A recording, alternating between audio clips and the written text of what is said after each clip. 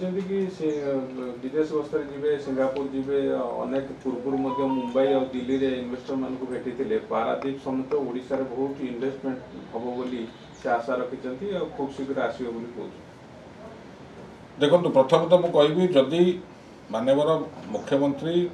Delegation नहीं कि जदि सिंगापुर जाऊँगी ओडिशा को पुंजीनिवेश आने निश्चित भाव में स्वागत जहाँद्वारा कौन सन्देह ना किंतु अपर पक्ष मुख्यमंत्री जदि पुंजीनिवेश सिंगापुर जाऊँगी से दायित्व नवा उचित कि जो माने ओडिशा राज्य सरकार संगे चुक्तिबद्ध अच्छा से किभली भाव में शिल्प अनुष्ठान ये स्थापन करेंगे से संक्रांत गोटे अनुकूल ओडिशा रे वातावरण सृष्टि कर आवश्यकता अच्छे मु अतीत में जड़े लोक ओडिशा रे पुंजीनिवेश कर जड़े शिल्पपति आठे शिल्प लगेब ताकू से भाया अनुकूल वातावरण दरकार एवं से भाई विश्वास हवा उचित शिल्पपति पुंजीनिवेशकारी राज्य सरकार नीति और नैतिकता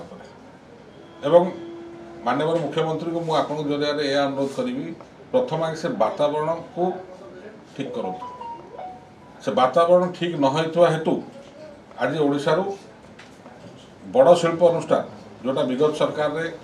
चुक्तिबद्ध होते आम सागर ओडिशा राज्य सरकार सागर से मैंने आस्ते आस्ते पलैया बसिले से संक्रांत माननीय मुख्यमंत्री गुरुत्व सह विचार करने उचित एवं जेहेतु आम सागर एमओयू होती से निपन स्टील हो बा जेएसडब्ल्यू हो ये दुईटार मुख्यांश कौन गणमाध्यम विषय प्रकाशित हो खबर तो एमाने केमिति रहिबे एठी एवं किभली भाव में से पुंजीनिवेश करेंगे ताकू किभली भाव में अनुकूल वातावरण दरकार से संक्रांत मुख्यमंत्री सचेतन होगा उचित।